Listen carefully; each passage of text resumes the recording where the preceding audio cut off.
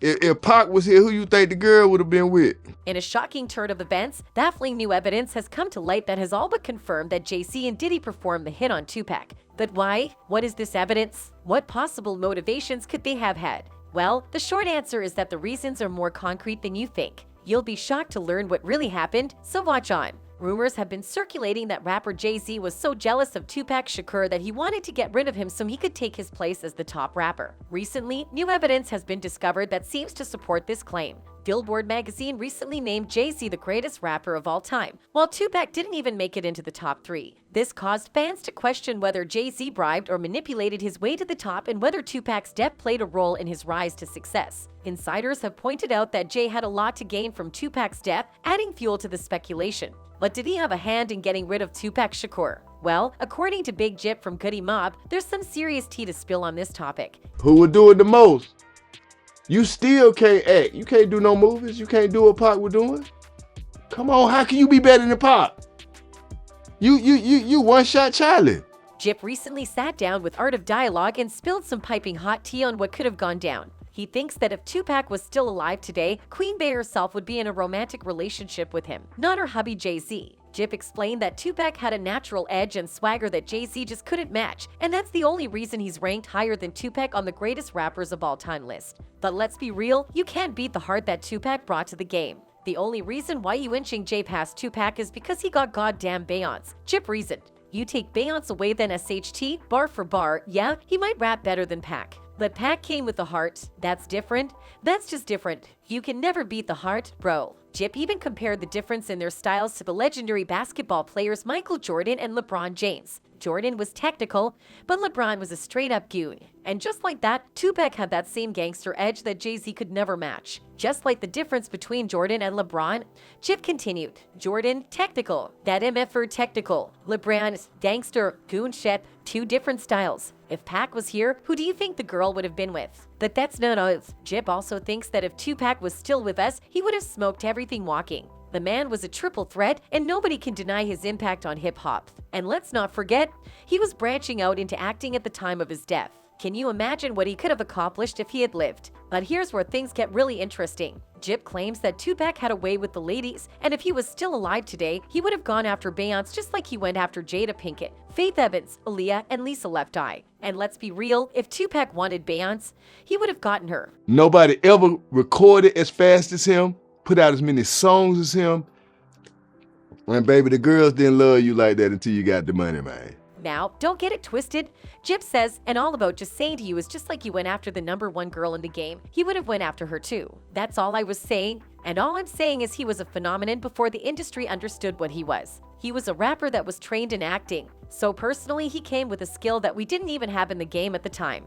Jip further explained. He never talked about buying a girl nothing, but he had them all. As for Biggie Smalls, when the Los Angeles Times revealed that the Notorious Big had paid gang members $1 million to kill Tupac Shakur and supplied the gun used in his 1996 murder, it was a massive shock to the public. An investigative article published by Chuck Phillips, who has covered the murder extensively and spent over a year studying the case, has come to light describing the events leading up to Shakur's deadly shooting. The Times article claims that East Coast rapper Christopher Wallace met with many Crips in Las Vegas on the night of the massacre. Phillips claims that Big not only agreed to pay the killers but also insisted they use his gun, a loaded .40 caliber Glock pistol that he then placed on the table, citing anonymous gang members. The revelation of Biggie was shocking to me, Phillips told MTV News on Thursday. When this came up, I don't believe it. So I went about trying to disprove it in various ways with various sources, and that's not what happened. What I ended up writing is what happened. Orlando Anderson, a member of the Crips gang who has long been suspected of killing Shakur, is said to have done the deed, according to Phillips. The report claims that Anderson and other Crips plotted the murder in vengeance for a beating Anderson received earlier that evening from Shakur, Marion Suge Knight, and their associates during a Mike Tyson fight at the MGM Grand Hotel. Biggie and Shakur refuting,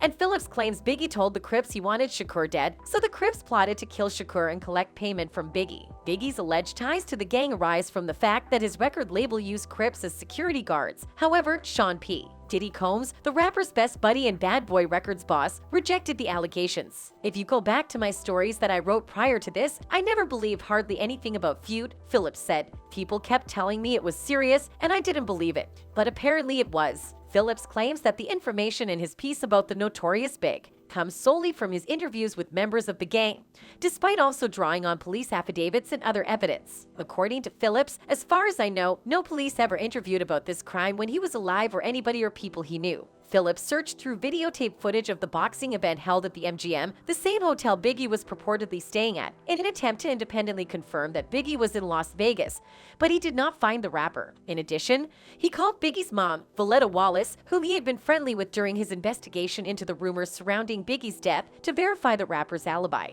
The reporter tried to get her to comment on Phillips' story, but she declined after learning of the charges the piece made. While it is not included in his report, Phillips did mention that some of his informants suspected Biggie was just talking about a good kill when it came to Tupac and didn't actually want him dead.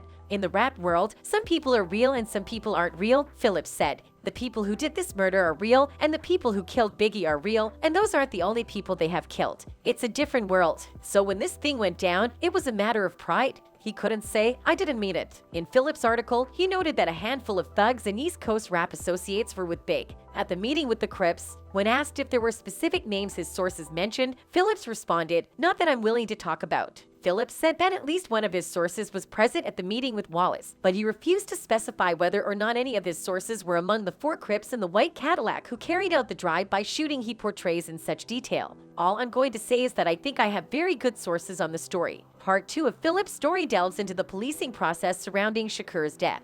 Reporters have long suspected Orlando Anderson of murdering Tupac, but the police never brought any charges against him. Anderson was killed in a separate incident 2 years after Shakur's death. Another LAPD detective, Jordan Poole's analysis asserted Death Row CEO Suge Knight arranged to have his label star rapper killed and that affiliates of the West Coast mob Peru Bloods gang carried out the hit. Poole was the lead detective investigating Biggie's murder, an assignment the highly decorated officer picked up not long after he had been looking into the shooting of sometimes Death Row employee and LAPD officer Kevin Gaines. After conducting an exhaustive investigation, Poole concluded that night an alleged hitman for hire named Anwar Muhammad and a group of rogue cops including convicted bank robber David Mack were all involved in the planning and execution of the murders of both Biggie and Tupac. Disillusioned by what he alleges was the brass's unwillingness to investigate his tips, Poole eventually resigned from the force. In both Sullivan's book and a previous story in Rolling Stone, he claims that his superiors did not want it made public that some police officers had ties to death row records and criminal organizations. So, there is a lot going for the theories that Pac was the target of Jay-Z and Biggie, but we will perhaps never truly know. That's all for today, folks. Thanks for watching.